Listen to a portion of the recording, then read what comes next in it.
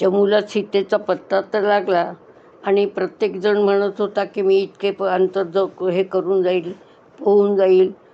पण कोणीच असं म्हणत नव्हतं की मला शतयोजने पोहून जाता येईल किंवा येता येईल म्हणून. पण जांबवंत सांगतो की मी जर तरुण असतो तर त्याने हे काम केले असते. आता तो जाऊ शकेल पण परत येऊ शकणार नाही. सर्वजणांना आश्चर्य वाटते की ते उघड्याखोल करत आहेत, पण हनुमंत काहीच कसं बोलत नाही. तेव्हा जांबवंत त्यांना हनुमंताची कथा सांगतो. इंद्राच्या ज्येष्ठ अप्सरांपैकी पुंजिकस्थला नावाची एक असते. तिच्या हातून एका ऋषीचा प्रमाद घडतो. त्यामुळे ते तू वानरी होशील असा शाप देतात. त्याप्रमाणे ती वानरराज केसरीची भार्या होते. तिला सुंदर रूप घेऊन विहार करता येईल असे वरदान ते ऋषी देतात. एकदा ती सुंदर रूप घेऊन हिंडत असता वायुदेव तिच्यावर मोहित होतो. तो तिचे वस्त्र उडविण्याचा प्रयत्न करतो. तेव्हा ती त्याला विनंती करते की बाबा रे, माझे शील रक्षण कर. मग वायू सांगतो की तिला जो पुत्र होईल त्याच्या ठिकाणी वायूची शक्ती वास करेल. नंतर तिच्या पोटी मारुतीचा जन्म झाला. मरुत म्हणजे वायू, त्याची शक्ती प्राप्त म्हणून मारुती. जन्मल्याबरोबर हा सूर्याला फळ समजून ते घेण्यासाठी आकाशात उड्डाण घेतो. इंद्राला वाटतं हा आपल्या राज्यावर चालून आला आहे, म्हणून इंद्र त्याला वज्र फेकून मारतो. ते त्याच्या हनुवटीला लागते व तो जमिनीवर पडतो. वायूला खूप राग येतो, कारण त्याच्या मानसपुत्राला इंद्राने शासन केले असते. वायू आपले चलनवलन बंद ठेवतो. त्यामुळे सगळीकडे हाहाकार माजतो. आपण कल्पना करू शकता की वीज गेली, पंखे नसले, दुपारची वेळ असली, उन्हाळा असला की आपली काय गती होते. तशी ते वायू म्हणजे वाराच कुठे नाही आहे असं म्हटल्यावर सगळीकडे काय झालं असेल याची कल्पना आपल्याला येऊ शकते. सर्व देव वायूची प्रार्थना करतात. प्रत्येकजण हनुमंताला काही देव करतात. त्यापैकी इंद्र नाव देतो हनुमंत, कारण त्याच्या वज्र त्या हनुवटीला लागलेलं असतं म्हणून. सूर्य त्याला 100वी कला, सर्व शस्त्रांचे ज्ञान देतो. वरुण पाण्यापासून अभय आणि यम अवध्य, निरोगी, श्रमाने थकवा नाही असा वर देतो. कुबेर त्याला गदेपासून भय राहणार नाही असं सांगतो. शंकर त्याला सर्व अस्त्रापासून अवध्य असे सांगतो. ब्रह्मदेव ब्रह्मास्त्रापासून अभय, इच्छारूप घेता येईल, सर्वत्र संचार व सदैव यशस्वी असं होशील असा आशीर्वाद देतात आणि ऋग साम यजुर्वेदांचा अभ्यास त्याला शिकवतात. त्याला त्याचा अभ्यास त्याला देतात. शेवटी वायू प्रसन्न होतो व सर्व व्यवहार सुरळीत होतात. पण स्वतःच्या शक्तीची कल्पना असल्याने मारुती सगळ्यांना त्रासदायक होतो. एक ऋषी याला शाप देतात की याला स्वपराक्रमाचे विस्मरण होईल. महत्त्वाच्या प्रसंगी त्याच्या पराक्रमाचे वर्णन केल्यास त्याची शक्ती त्याला मिळेल. भारताला स्वपराक्रमाचे विस्मरण झाल्याने स्वामी विवेकानंदांनी हे सिंहाच्या छाव्यांनो उत्तिष्ठत जाग्रत म्हणून भारतपुत्रांना जागृत होण्याचा संदेश दिला. लोकमान्य टिळकांनी आपल्या केसरी वर्तमानपत्रावर 2 शेपट्या उभारलेल्या सिंहाचे चित्र दाखवून जनतेला जागृत करण्याचे ध्येय ह्या केसरी वर्तमानपत्राचे आहे असे निदर्शनास आणले. तरुण भारताच्या मुखपृष्ठावर स्वयमेव मृगेंद्रता असे वाक्य आहे. रामकथेच्या माध्यमातून आजही अनेक जण समाज प्रबोधनाचे कार्य करत आहेत. जांबवंताने हनुमंताला बोलावून त्याच्या शक्तीची जाण दिली तेव्हा तो समुद्र पोहून लंकेत जाण्याचे ठरवितो. वायूला आपला पुत्र समुद्रातून जाणार हे समजते. तो मैनाक पर्वताला त्याला मदत करण्यास सांगतो. कुठलेही कार्य करताना संकटे येतच असतात. संकल्प आणि सिद्धी यामध्ये संकटाचे पहाड उभेच राहत असतात. त्या कार्यावर फक्त आपली निष्ठा असेल व जिद्द असेल तरच संकटावर मात करता येते. हनुमंत सर्वांचा निरोप घेऊन समुद्रात उडी मारतात. बरेच लांब गेल्यावर मैनाक पर्वत त्यांना थोडी विश्रांती घेण्याची विनंती करतो. आपल्याला ससा कासवाच्या शर्यतीची गोष्ट माहीत आहे. शारीरिक विश्रांतीच्या क्षणिक मोहाला बळी पडून ससा शर्यत हरतो. पण हनुमंत जितेंद्रिय आहे. तो मैनाक पर्वताला फक्त हात लावून परत येताना थांबेन असे सांगतो. पुढे जातो. देवांना हनुमंताचे मोहावरचे नियंत्रण लक्षात आल्यावर ते त्याचे चातुर्य पारखतात. ते नागमाता सुरमा हिला हनुमंताला अडविण्यास सांगतात. ती सांगते की ह्या रस्त्याने जाणाऱ्याला माझ्या मुखात जावेच लागेल असा मला वर मिळाला आहे. तेव्हा हनुमंत विशाल रूप घेतात. सुरमा आपला जबडा खूप ताणते. त्यावेळी मारुती सूक्ष्म रूप घेऊन तिच्या मुखात जाऊन परत येतो. नरेंद्र कोहली यांच्या म्हणण्यानुसार जबडा ताणल्याने सुरमा नाश पावते. या प्रसंगावरून मनुष्याने वेळ काळ प्रसंग पाहून आपले धोरण ठरवावे. काही वेळा नमते घेण्यातच फायदा असतो. शिवाजीने वारंवार निरोप दिला की मला फार भय वाटते. त्यामुळेच अफझल खान प्रतापगडावर म्हणजे शिवाजीच्या आटोक्यात आला. काही वेळा पोखरणच्या वेळी जसे आपण कट्टर राहिलो तसेही राहावे लागते. आता ही दहशतवादाविरुद्ध आपले पाकिस्तानशी असेच कठोर धोरण असल्याने जगात आपला मान आहे. नंतर हनुमंताची शौर्याची कसोटी लागते. सिंहिका नावाची राक्षसीण सावलीला पकडून हनुमानाला आपल्याकडे ओढते. हनुमान तिच्याशी युद्ध करून तिला ठार करतो. मोह, चातुर्य आणि शौर्य या कसोट्या पार करून हनुमान लंकेत पोहोचतो. तो प्रथम तेथे त्रिकुटाचल पर्वतावर बसतो. तो लंकेत केव्हा व कसा प्रवेश करावे हे ठरवतो. तो संध्याकाळी प्रवेश करावयाचा निश्चय करतो. कारण लोक घराकडे जाण्याच्या गडबडीत असतात. त्यांना इतरांकडे लक्ष देण्यास फारसा वेळ नसतो. प्रकाशही कमी असतो. त्यामुळे सहसा आपल्याकडे कोणाचे लक्ष जाणार नाही. गेलेस तर सांगू, कापडाचा व्यापार करण्याच्या दृष्टीने आलो आहे. पुष्कळ ठिकाणी मारुती मार्या रूपाने प्रवेश करतो असे आहे. याचा अर्थ मांजरासारखे अति सावधतेने. मांजर पावलाचा आवाज होऊ देत नाही. कितीही उंचावरून पडली तरी पुन्हा 4 पायावर उभी राहते. बारीक नजरेने सर्व दूर पाहते. तसेच हनुमंत जातात. लंकेत प्रवेशद्वारावर त्यांची एका लंका नामक राक्षसीची भेट होते. एक स्त्री सुवर्णाच्या लंकेच्या पहाऱ्यावर आहे. म्हणजे स्त्रिया सूर असतीलच. शिवाय रावणाचा तर दरारा केवढा असेल. ती लंका हनुमानाला हटकते. मारुती सांगतात, लंकेचे उंच उंच महाल, वने व उपवने यांचे खूप वर्णन ऐकलं आहे. म्हणून ते पाहण्यास आलो आहे. ते पाहून मी आल्या पावली परत जाईन. पण लंका सांगते की तिच्याशी युद्ध केल्याशिवाय त्याला आत जाता येणार नाही. ती मारुतीवर एक प्रहार करते. आता ती एक स्त्री आहे. तिच्यावर जास्त रागावणे योग्य नाही असा विचार करून बाहुबली एक हलकासा ठोसा तिला मारतात.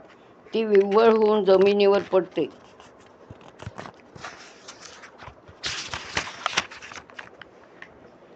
नंतर म्हणते, हे वानर श्रेष्ठा, तुला एक वानर मारेल. त्याच्या माराने तू पराभूत होशील. तेव्हा लंकेचा व पर्यायाने राक्षसांचा विनाशकाळ जवळ आला आहे असे समज, असे मला ब्रह्मदेवाने सांगितले आहे. सीतेला येथे आणून रावणाने सर्वनाश ओढवून घेतला आहे. त्यामुळे तू खुशाल नगरीत जा व तुझे इच्छित कार्य कर. हनुमंत नगरीत प्रवेश करतात. ते अंधार पाहून त्यातून रस्त्याने चालतात. नंतर ते मोठमोठ्या महालात सूक्ष्म रूपाने प्रवेश करून जातात. हे राक्षस रात्रीच पूजापाठ करतात व नशापान करून रात्र जागवितात. दिवसा झोपतात. हे हनुमंताच्या लक्षात येते. त्यांना एका ठिकाणी तुळशी वृंदावन व तेथे दिवा लावलेला दिसतो. म्हणजे तुळशी वृंदावन आणि दिवा ही दोन्ही गोष्ट सात्विकतेचा भाव दाखवणारे आहेत. तेथे रामाचे भजन सुरू असते. म्हणून ते त्या ठिकाणी जातात. ते घर बिभीषणाचे असते. बिभीषण हनुमंताची चौकशी करतो. हनुमंत सर्व वृत्तांत सांगतो.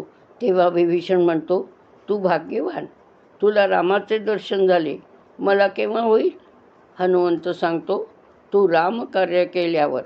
ही कथा वाल्मिकी रामायणात नाही. मारुती फिरत फिरत रावणाच्या मदिरागृहात येतो. तेथे रावण मद्यप्राशन करीत असतो. त्याच्या सेवेत अनेक स्त्रिया असतात. तेथे सीता आढळत नाही.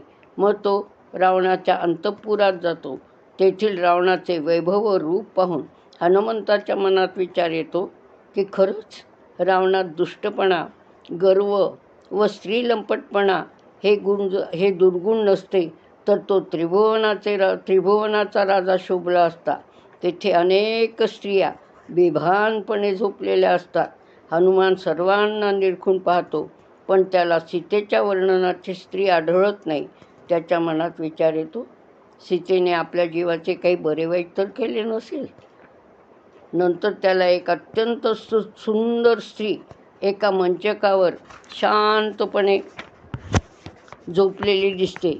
मग काय, ही सीता रावणाला वध झाली? तसे असेल तर ती सुखाने शांतपणे झोपलेली दिसते. ही सीता तर नसावी. सीता असेल तर आपल्या या खटपटीला काहीच अर्थ नाही. मला सीता सापडली असे सांगणे पण व्यर्थ आहे. असे विचार येऊन तो अत्यंत दुःखी होतो. तेवढ्यात ती मंचकावरील स्त्री जोरात ओरडत घाबऱ्या उठून बसते. काय झाले म्हणून तिला पाहण्यास रावण येतो. ती स्त्री म्हणते की मला एक स्वप्न पडले. एक वानर आपल्या राज्यात आले आहे. त्याने माझ्या मंगळसूत्राला हात घातला आहे. हे ऐकून हनुमंताचा जीव भांड्यात पडतो. ती मंदोदरी असते व ती सीतेला सोडून द्या असे सांगते. मंदोदरीने नाव घेतल्यामुळे रावणाला सीतेची तीव्रतेने आठवण येते. तो काही स्त्रियांना घेऊन सीतेकडे अशोकवनाकडे निघतो. सीता नक्कीच सापडणार म्हणून मारुती रावणाच्या मागे गुप्तपणे जातो. रावण तावातावाने राक्षसींना रागवतो व पुन्हा धमकी देऊन निघून जातो. सीता एका झाडाखाली एकटीच बसलेली असते. ती रावणाला आलेला पाहून दुःखी होते. ती रामचंद्राचे नाव घेऊन खूप विलाप करते. तिला वाटते की इतके दिवस झाले तरी माझ्या शोधासाठी कुणीच कसे आले नाही. आपली जर रामाला गरज नसेल तर आपल्या जगण्याला काय अर्थ आहे? रामाशिवाय मी कशी जगणार? म्हणून ती आपल्या पदराने गळफास लावण्याचा प्रयत्न करते. तेवढ्यात तिच्या कानावर रामस्तुती येते. ती आपला विचार सोडून देते व रामस्तुती ऐकते. ती म्हणते, रामस्तुती करणाऱ्याने माझ्यासमोर यावे. तेव्हा हनुमंत तिच्या समोर येतो. तो त्याच झाडावर बसलेला असतो. सीतेचा विलाप व रावणाचे बोलणे ऐकून त्याची सीतेबद्दलची खात्री पटते. सीता त्याला म्हणते, तू कोण आहेस? रावणानेच तुला वेश पालटून माझे मिळवण्यास पाठविले असेल नसेल कशावरून? तू राक्षस कशावरून नाहीस? मग मारुती तिला रामाने दिलेली मुद्रिका देतो. ती पाहून सीतेला रामाची तीव्रतेने आठवण येते व ती विलाप करते. हनुमंताला तू कोण म्हणून विचारते. मग हनुमान तिला सीताहरणानंतरचा सगळा वृत्तांत सांगतो. तो रामाचा दूत असून तिचा शोध घेता घेता इथे पोहोचला असे सांगतो. तो म्हणतो, आता मी रामांना तुझ्याबद्दल सांगेन. मग श्रीराम लंकेवर चाल करून येतील. रावणाचा निपात करून तुझी सुटका करतील. त्यावेळी सीता म्हणते, ह्या राक्षसांचे सैन्य फार मोठे आहे. रावणाचे महापराक्रमी असे पुष्कळ सेनापती आहेत. तुझ्यासारख्या 10-5 वानरांच्या साह्याने रामाला विजय कसा मिळेल? तुमच्याजवळ रावणासाठी शस्त्रास्त्रे कुठून येणार? पैसा कसा मिळणार? इकडे तुम्ही आलात तर तुमच्या दाण्यागोट्याची सोय कशी होईल? एवढ्या संकटसमयी सुद्धा सीता जे प्रश्न विचारते ती तिची सर्वगामी बुद्धी दर्शविणारेच आहेत. त्यावर मारुती म्हणतो, मी सुग्रीवाच्या सैन्यातील एक मामुली सैनिक आहे. माझ्यापेक्षा कितीतरी पटींनी पराक्रम गाजविणारे असंख्य वीर आहेत. देवी, तू काळजी करू नकोस. तुझे वाईट दिवस संपले आहेत असे समज. सुग्रीवाने दिलेली मुदत संपत आली आहे. तेव्हा मला आता लवकर परत गेले पाहिजे. पण मी तुला खरेच भेटून आलो यावर श्रीराम कसा काय विश्वास ठेवतील? मग सीता केसातील चूडामणी त्याला देते. राजा दशरथांनी तो कौसल्या व श्रीराम दोघांच्याच समोर दिलेला असतो हेही ती सांगते व कावळ्याची चित्रकटावरील गोष्ट सांगते. मोठ्या जड अंतःकरणाने मारुती तिचा निरोप घेतो. तो वापस चाललेला पाहून सीतेला खूप वाईट वाटते. खूप दिवसांनी आपलंसं माणूस कोणीतरी भेटलं आहे आणि ते आता पुन्हा जाणार या गोष्टीचा याचा विरह तिला असह्य होतो आणि ती खूप विलाप करते. तेव्हा हनुमंत म्हणतो, देवी तू माझ्याबरोबर चल, तू मला कसे नेणार सीता विचारते. मारुती म्हणतो, मी माझ्या पाठीवर तुला घेऊन जाईन. सीता सांगते की तिला भीती वाटते की ती समुद्रात पडेल. तेव्हा हनुमंत तिला आपल्या पराक्रमाच्या गोष्टी सांगतो. शतयोजने समुद्र कसा पोहून आलो, सुरसा, सिंहिका व लंका यांना कसे पराभूत केले वगैरे सांगतो. काही वेळापूर्वी हाच हनुमंत तो एक सामान्य सैनिक आहे असं सांगत होता. आता तोच आपण किती पराक्रमी आहोत हे सीतेला पटवून देत होता.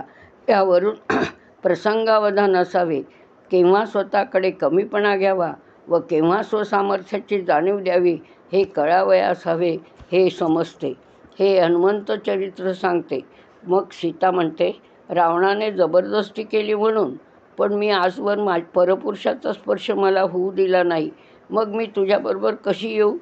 हनुमंत निरुत्तर व नाराज झालेला पाहून आपण हनुमंतावर म्हणजे त्याच्या चारित्र्यावर संशय घेतला असे याला वाटू नये म्हणून सीता म्हणते, हनुमंता मला तुझ्याबरोबर येण्यास काहीच हरकत नाही, पण माझ्यासारखे हजारो स्त्रिया रावणाच्या बंदीखान्यात आहेत.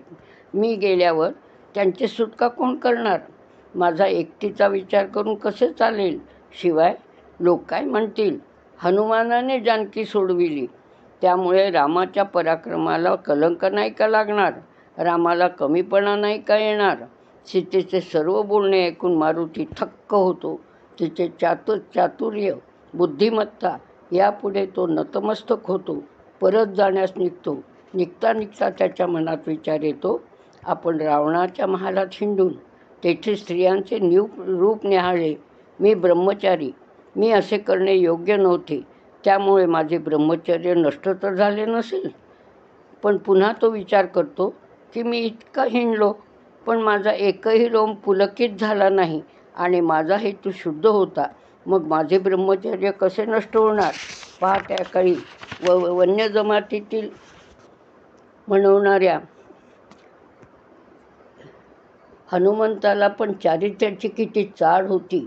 इंग्रजीत म्हणणं आहे, Wien the wealth is lost nothing is lost, Wien the health is lost something is lost, and Wien the character is lost everything is lost. संपत्तीचे हरण म्हणजे काहीच नुकसान नाही. आरोग्य बिघडले तर थोडेफार नुकसान होते, पण चारित्र्य नष्ट झाल्यास सर्वस्व नष्ट होते. ही गोष्ट समाजात रुजली तर स्त्रीवरील बलात्कार, भ्रष्टाचार वगैरे घटनांना आपोआपच आळा बसेल. म्हणून एक मुलगी रस्त्याने जात असता तिच्या मागे काही गुंड लागतात. ती पळत असते व ते गुंड तिचा पाठलाग करतात. ते एका वसतिगृहाच्या इमारतीत शिरून धावते. नंतर एका खोलीत शिरून खोलीचे दार आतून बंद करते. तो गुंड त्या इमारतीत तिचा शोध घेतात. ती सापडत नाही असे पाहून निघून जातात. ते दूर गेले असावेत अशी खात्री झाल्यावर ती खोलीचे दार उघडून जाण्यास निघते. त्या खोलीत एक मुलगा एकटाच असतो. त्याने विचारल्यावरून ती झाला प्रकार सांगते. तो विचारतो, मागे लागणारी मुलेच होती, मी इथे एकटा, असे असताना तू इथे कशी काय शिरलीस? तेव्हा ती मुलगी सांगते की तुमच्या खोलीत स्वामी विवेकानंद व शिवाजी महाराजांचे फोटो पाहिले. एका इंग्रज तरुणीने जेव्हा विवेकानंदासारखा हुशार मुलगा व्हावा अशी इच्छा धरून लग्नाचा प्रस्ताव मांडला, तेव्हा मलाच तुझा मुलगा समज असे उत्तर विवेकानंदांनी दिले होते. शिवाजी महाराजांना कल्याणच्या सुभेदाराच्या सुनेचा, तिच्या सौंदर्याचा मोह पडला नाही. ते म्हणाले, अशीच असती अमुची आई सुंदर रूपवती, आम्हीही सुंदर झालो असतो. म्हणजे तिला आई मानले, तिची ओटी भरली व सन्मानाने पाठवणी केली. असे आदर्श ज्याच्यासमोर आहे त्याच्या चारित्र्याबद्दल संशय येणे पण पाप आहे. सीतेने हनुमंताची समजूत घातल्यावर तो वापस जाण्यास निघतो. सामान्य स्त्री असती तर सहज हनुमंताबरोबर गेली असती, पण आपल्या पतीचा पराक्रम उजळून निघाला त्याला कमीपणा येऊ नये म्हणून ती जात नाही. यातच श्री रामाशी असलेले अनुरूपत्व व असामान्यत्व दिसून येते. आपण म्हणतो का प्रत्येक पराक्रमी पुरुषाच्या मागे एक स्त्री असते. रामाच्या पराक्रमाला उद्दीपित करणारी सीताच. जय जय रघुवीर समर्थ. सीताकांत स्मरण. जय जय राम.